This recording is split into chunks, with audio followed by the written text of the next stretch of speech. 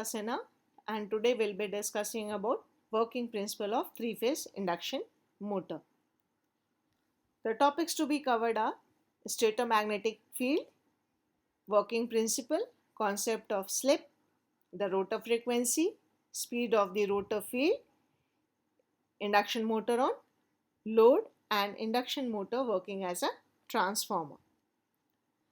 So this we have already seen in the last lecture, that when we give a three-phase supply to the stator of the induction motor, a rotating magnetic field is being produced in the clockwise direction.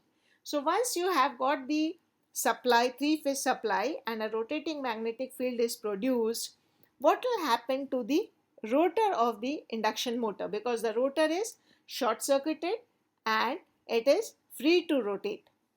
So this, when you give a three-phase supply to the stator, it produces a constant amplitude rotating magnetic field, that we had seen that the constant amplitude is equal to 1.5 times the peak value of the current.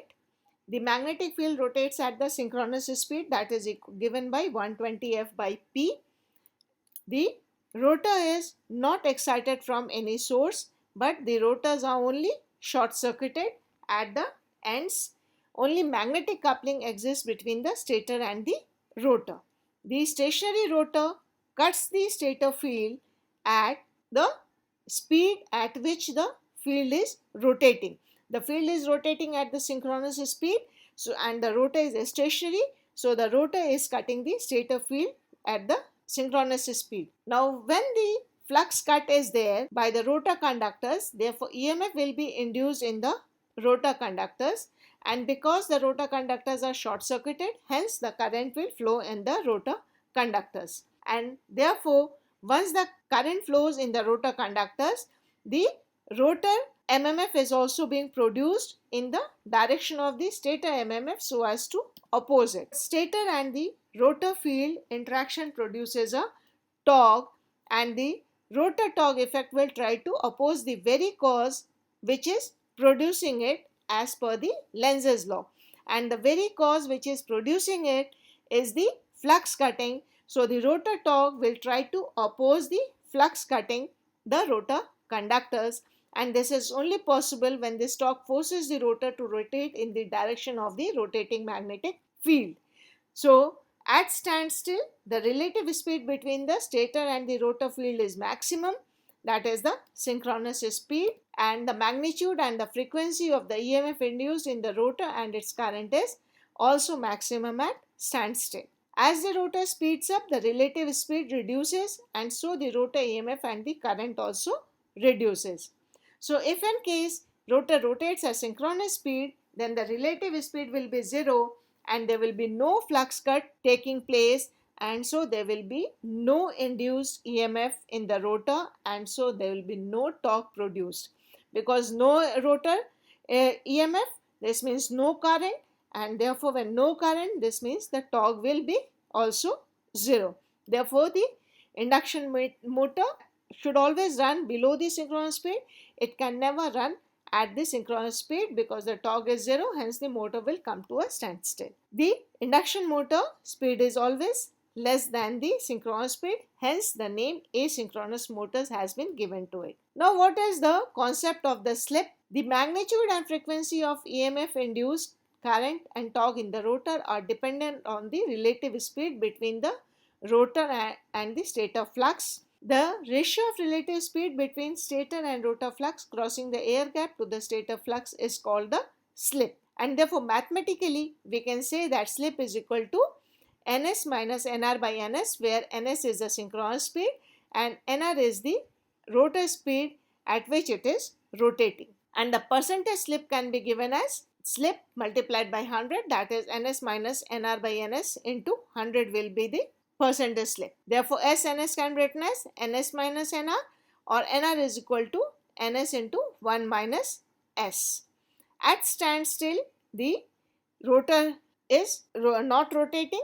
This means the rotor speed is 0, that means nr is equal to 0, hence s will be equal to 1, and when the rotor is rotating at full speed, or you can say it approaches to synchronous speed, at that the slip will be equal to 0.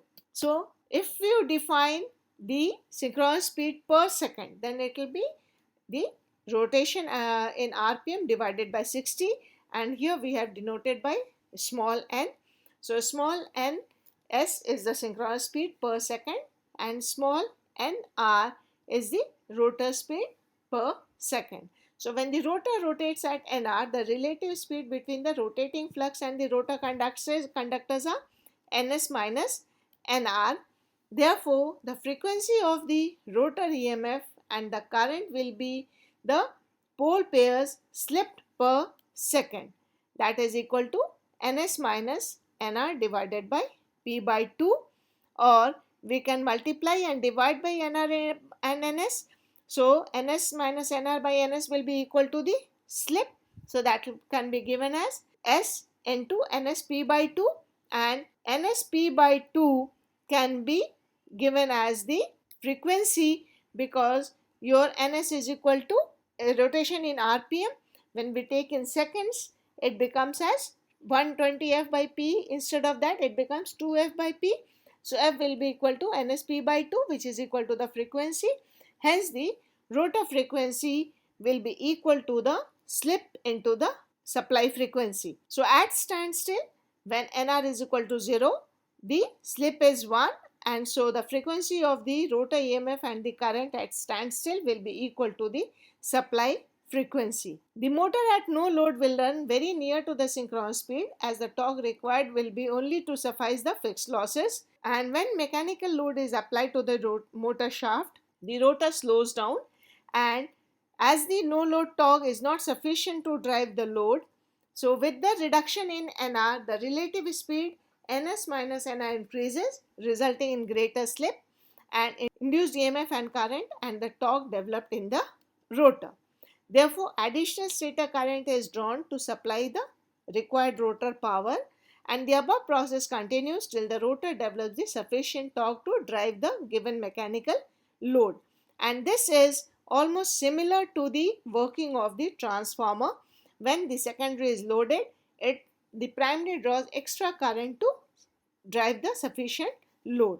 So over here, normally the induction motor runs at 1 to 2.5% of slip at no load and 2 to 5% of slip at full load condition. The speed of the rotor field. The speed of the stator magnetic field with respect to stator is given as ns, because stator is stationary and the magnetic field is rotating at the synchronous speed. So the speed of the stator magnetic field with respect to stator is ns.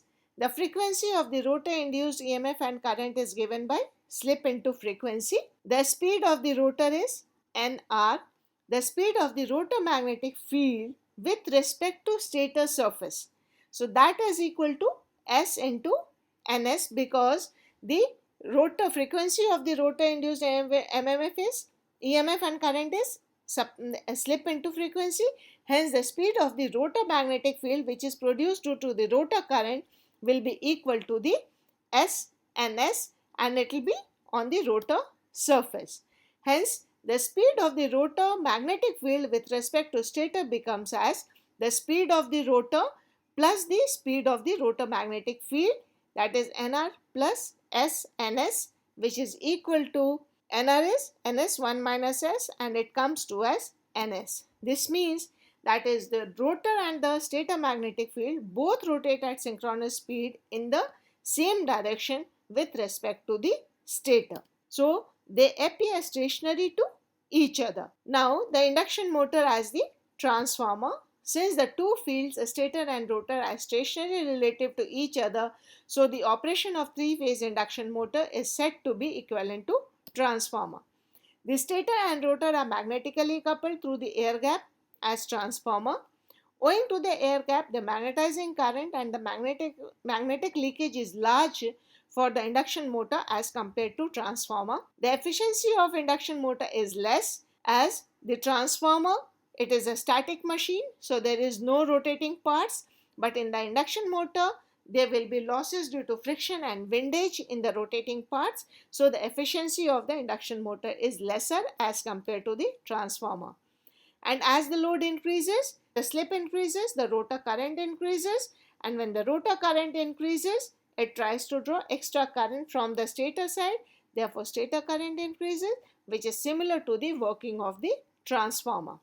So, increase in the load results in secondary MMF increase, and that results in the secondary current increase, which finally results in the primary current increase. Now, when we are saying that the induction motor is working as a transformer, this means that the EMF equation will be also valid for the induction motor as it is for the transformer. So, the transformer equation is given as root 2 pi f and phi, and over here, because the coils are wound in the periphery of the stator, hence there will be a stator winding factor, which is an added term over here as the stator wind Kw1.